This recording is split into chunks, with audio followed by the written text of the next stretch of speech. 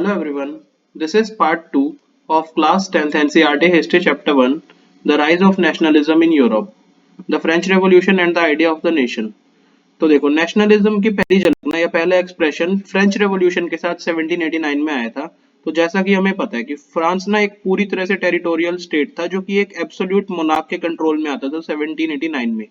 Political या फिर constitutional changes जो भी फ्रेंच रेवोल्यूशन में हुए ना, इसके कारण सोसाइटी में सॉवरेनिटी आई। पहले मोनार्की थी, अब सॉवरेनिटी आ गई फ्रेंच सिटीजन्स की एक बॉडी के पास। तो अब रेवोल्यूशन से क्या हुआ? तो अब रेवोल्यूशन ने ये बात स्पष्ट कर दी थी कि अब नेशन जो है वो उसके लोगों से बनेगा और वो ही उसकी डेस्टिनी मतलब नेशन की किस्मत को डिसाइड करने वाले हैं बिगिनिंग से ही। जो फ्रेंच रेवोल्यूशनरीज है ना, उन्होंने अलग अलग तरीकों से या प्रैक्टिसेस से एक सेंस ऑफ कलेक्टिव आइडेंटिटी कि हम सब एक है, इस तरह की सेंस क्रिएट करने की ना फ्रेंच लोगों में कोशिश की है। जो आइडियाज थे जैसे कि ला पेट्री या फिर ला सिटोयन। ला पेट्री क्या हो जाता है? मातृभूमि का आइडिया, फादरलैंड बोल देते हैं उधर, फादरलैंड का आइडिया। लास्ट सिटोयन क्या हो जाता है कि हम सब सिटीजन्स है, इस तरह का आइडिया। तो ये जो आइडियाज थे ना, इन्होंने एक यूनाइटेड कम्युनिटी का नोशन बनाया था जो कि इक्वल राइट से कॉन्स्टिट्यूशन के अंदर एंजॉय करेंगे। तो अब देखो, पहले तो फॉर्मल रॉयल स्टैंडर्ड होता था, मतलब कि रॉयल फ्लैग टाइप का। अब उसको रिप्लेस कर दिया था ट्राई कलर, नया फ्रेंच फ्लैग जो था उससे। और एक नई स्टेट्स जनरल को इलेक्ट किया गया एक्टिव सिटीजन्स के द्वारा, और उसको बाद में नाम दे दिया नेशनल असेंबली। जैसे इंडिया में भी इस तरह से इलेक्शंस होते हैं ना। अब देखो, नेशन के नाम पे ही अलग अलग हिम्स को कंपोज किया गया, शपथ ली गई, और जो मार्टियर्स होते थे उनको भी याद किया गया। अब एक सेंट्रलाइज्ड एडमिनिस्ट्रेशन सिस्टम आ गया था जिसमें यूनिफॉर्म लॉज थे सभी सिटीजन्स के लिए जो भी उस टेरिटरी के अंदर अंदर रहते थे। इंटरनल कस्टम ड्यूटीज या फिर किसी का कोई ड्यूज रहते थे, उन सबको अबॉलिश करके एक यूनिफॉर्म सिस्टम लाया गया वेट्स और मेजर्स का फ्रांस में। और जो रीजनल डायलेक्ट्स मतलब कि आम भाषा होती थी ना कुछ कुछ स्पेसिफिक जगहों की, जो रीजन जो नॉर्मल भाषाएं होती थी ना, रीजनल डायलेक्ट्स जो होते थे, उनको हटाकर अब फ्रेंच जो है ना, जो कि जैसे कि पेरिस में बोली है लिखी जाती है वो वाली फ्रेंच अब कॉमन लैंग्वेज बन गई थी इस नेशन की। जो रेवोल्यूशनरीज है इन्होंने ये भी डिक्लेयर कर दिया कि अब ये मिशन है या फिर फ्रेंच नेशन की डेस्टिनी है कि पूरे जो लोग यूरोप के है ना, उनको तानाशाही से हमको ही फ्री करना है। दूसरे शब्दों में वो चाहते थे कि सभी यूरोप के जो लोग है ना वो नेशंस में बदल जाए, नेशंस में रहने लगे। जब ये इवेंट्स की न्यूज फैलने लग गई कि फ्रांस में ये इवेंट्स हो रहे हैं अलग अलग सिटीज में यूरोप के, तो स्टूडेंट्स ने या फिर दूसरे मेंबर्स ने जो कि एजुकेटेड मिडिल क्लास के थे ना, इन्होंने जकोबिन क्लब्स बनाने शुरू कर दिए।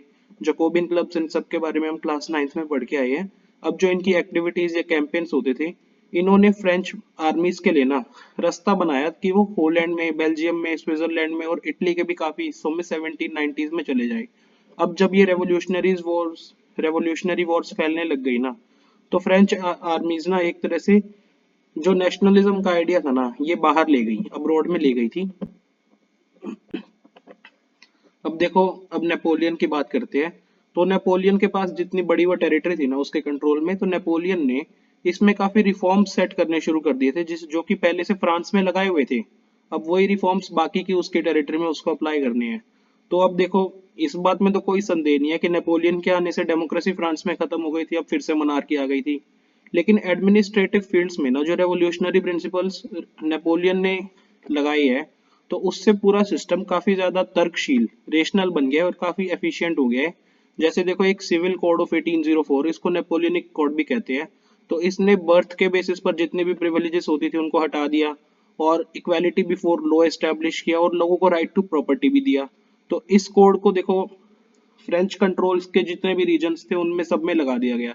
डच रिपब्लिक में, स्विट्जरलैंड में, इटली में, जर्मनी में, इन सभी जगहों पर ना नेपोलियन ने एडमिनिस्ट्रेटिव डिविजन्स को और ज्यादा सिंप्लीफाई करके फ्यूडल सिस्टम हटाए और पीजेंट्स को सर्फडम और मेनोरियल ड्यूज जो होती है ना उनसे मुक्त किया है। सर्फडम क्या होता है? जैसे सर्फ बन के, मतलब एक पीजेंट जो एक लैंड पे काम कर रहा होता है ना, इस तरह की स्थिति को जो मजबूर करके काम कराया जाता है स्लेव बना के पीजेंट को, ये हो जाती है सर्फडम। सर्फडम। अब मेनोरियल ड्यूज क्या होते हैं? जैसे कोई पीजेंट है, अब वो कोई फीस जो पे कर रहा है ना लैंडलॉर्ड को, ताकि उसको अधिकार मिल जाए उसके ही लैंड पे काम करने का और रहने का, तो ये हो जाते हैं मेनोरियल ड्यूज कि आप अगर ये सब फीस पे कर रहे हो तो आप स्वतंत्रता के साथ जी लो। तो इन सब चीजों को नेपोलियन ने हटा दिया था इन जगह से। टाउन्स में से भी नेपोलियन ने ना गिल्ड रेस्ट्रिक्शंस हटा दी। गिल्ड रेस्ट्रिक्शंस क्या होता है? जो रेस्ट्रिक्शंस ट्रेड पर या फिर मैन्युफैक्चरिंग पर किसी मर्चेंट पे एसोसिएशन पे लगाई हुई है ना, तो इस तरह की रेस्ट्रिक्शंस को गिल्ड रेस्ट्रिक्शन कहते हैं। तो टाउन्स में से नेपोलियन ने गिल्ड रेस्ट्रिक्शंस हटा दी थी। अब ट्रांसपोर्ट या कम्युनिकेशन सिस्टम्स होते थे वो भी बेटर हुए हैं। पीजेंट्स, आर्टिसंस और वर्कर्स, नए बिजनेसमैन जो लोग होते थे ना, इन सभी ने न्यू फ्रीडम तो एंजॉय करी। बिजनेसमैन या फिर स्मॉल स्केल प्रोड्यूसर्स जो होते थे ना, जो कोई भी गुड्स प्रोड्यूस करते हो, तो इन्होंने ये रियलाइज करना शुरू कर दिया था कि यूनिफॉर्म लॉज जो आ गए हैं, स्टैंडर्ड वेट्स और मेजर्स जो यूज किए जा रहे हैं, और कॉमन नेशनल करेंसी जो यूज हो रही है ना, इसके कारण गुड्स का एक्सचेंज और मूवमेंट बहुत इजी हो गया है। फैसिलिटी इनको मिली है इस तरह से, और अब एक्सचेंज हो सकता है गुड्स या कैपिटल का एक रीजन से दूसरे रीजन में इजीली। लेकिन देखो, जो एरियाज नेपोलियन ने कनकर किए थे ना, जीते थे, तो उसमें जो लोकल पॉपुलेशन रहती थी, तो उसमें ना फ्रेंच रूल के प्रति उनकी क्या रिएक्शन रही है, वो मिक्स थी। पहले पहले तो कई प्लेसेस पर, जैसे होलैंड या स्विट्जरलैंड हो गया, या फिर कुछ सिटीज जैसे कि ब्राजील, मेंस, मिलान, वॉर्सो हो गए, तो इधर ना फ्रेंच आर्मीज को इस तरह से कह के वेलकम किया गया था कि आप लिबर्टी लाने वाले लोग हो।